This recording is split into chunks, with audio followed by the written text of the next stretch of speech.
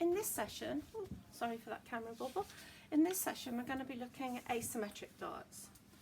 All of our darts that we've done so far, whether they have been combination darts or combined darts, work in pairs. We're expecting what happens on the left will also happen on the right. So, for instance, for a combined dart, we've always assumed that if it's got a dart coming from the armhole on this side, it will also have a dart coming from the armhole on that side. If it's got a dart coming from the waist on that side, it'll also have a dart coming from the waist on that side. Well, with asymmetric darts, as the name suggests, they're not the same from left to right, which introduces a couple of new things to think about. So we're going to start off with a really simple one, and then I'll take you on to something a little bit more complex. Now with asymmetric darts, I'm going to say for this one, we're going to have one dart that's going to come from the armhole to the bust, and we're going to have one dart that's going to go from the bust out through the side seam like a Dior dart. So we'll get exactly the same fit as we've had previously, it's just that it will happen asymmetrically. So I'm giving myself that little drawing here as well, just so as I can remember what it is that I'm looking to do. Now you can of course pivot asymmetric darts. I think for me, the fact that it's moving a dart and it's got asymmetry, I would virtually always do this by slashing, so as not to use too much brain space. So what I need to do is I need to trace out the front of the bodice block twice so that I have a whole front to work on. And here I go. Now if you want to do this by pivoting, I salute you. I would be very glad to see that. It would show a really good understanding of the technique.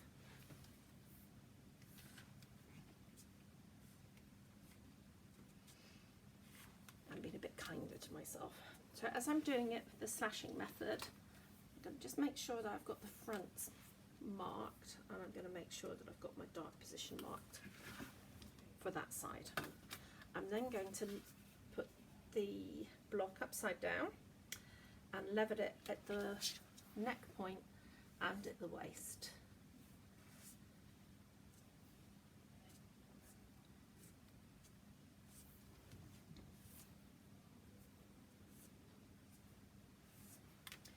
Once you've got this traced off, all of the rules that we've talked about so far in repositioning darts apply. And hopefully you'll find this really simple. So there we go, we have all of the darts marked in.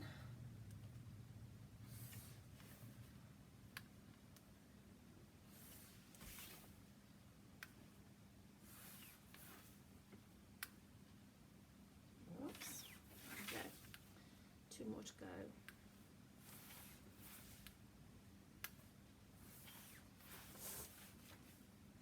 So instead of having two darts to create the shaping for each bust, we're having one dart to create the shaping for each bust, and overall we'll be having two darts because we've got two busts. Okay, so exactly the same rule as we spoke about in the other lessons that we've had for moving darts. The very first thing you need to do is work out where your new dart is going to be. So I'm going to run my new dart here.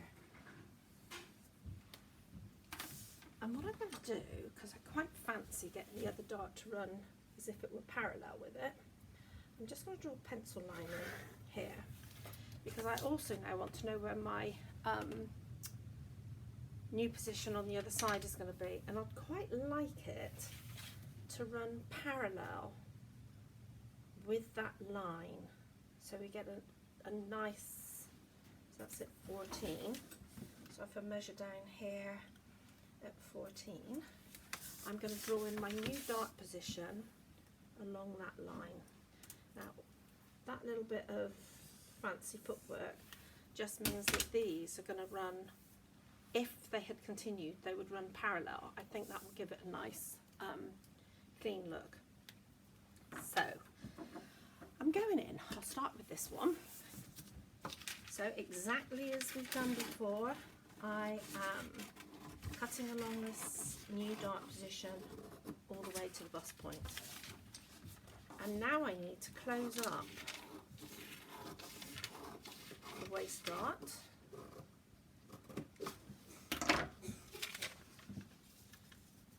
Lovely. What we're going to end up with on this side is like a fairly high positioned Dior dart, isn't it? And we've all done one of those already.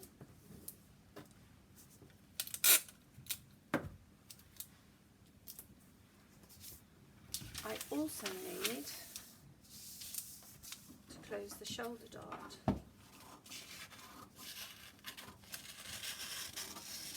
So that on our right hand side of this garment we just have the one dart. So there we go. As per the other examples that we've done, you have this dart closed and that new dart position opened. I'll deal with the finishing off of that when we've worked on this dart. I'll get it back in its base position. So first thing I need to do is to slash the new dart position.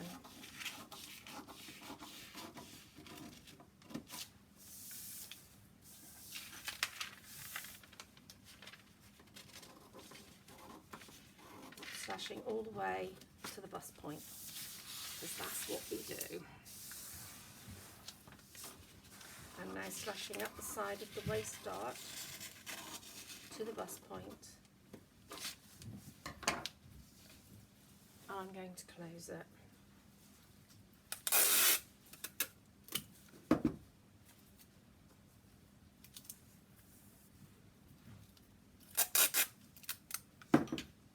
One more dart to close.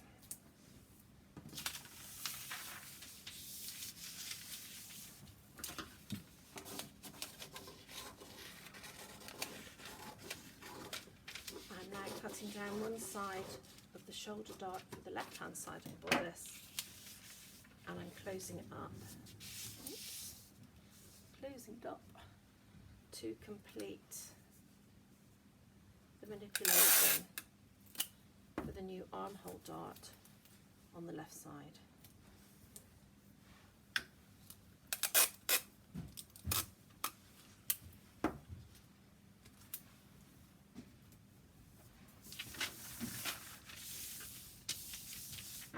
Now you all know what happens next, but I'm going to do it anyway.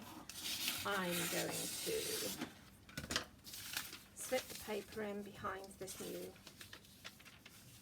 dart. Because it's so big, I'm going to opt to have that with seam allowance on it rather than as a big dart, because that's what I always prefer. You may find you prefer the dart. That is up to you. So I'm not insisting that when you hand me in a sample you do it with the seam. If you haven't done it with the seam, you'll need to fold this to find out what the side position is. So, as per all our other examples, we're finding the midpoint for this dart.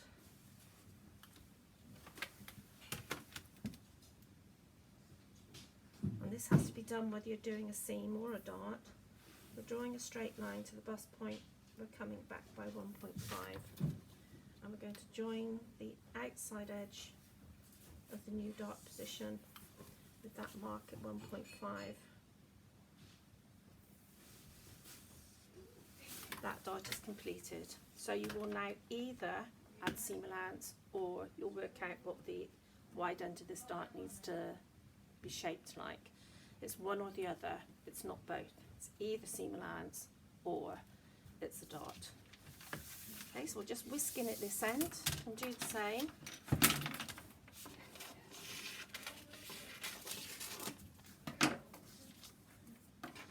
folding the paper in behind.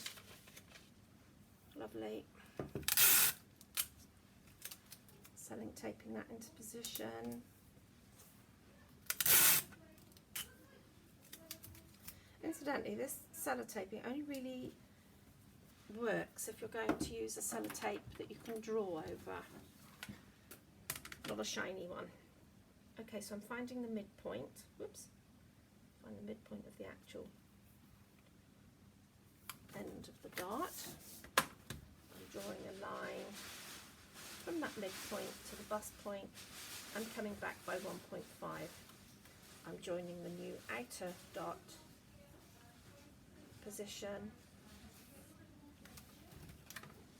to that dart end, and again, as with the other side, what we'd need to do is either decide that it's going to be a seam allowance or that it's going to be a dart. If it's a dart, you need to fold it, find out what this end point will look like. If it's seam allowance, you just add the centimetre seam allowance and stop. Okay, back in a minute with a slightly more complicated asymmetric dart.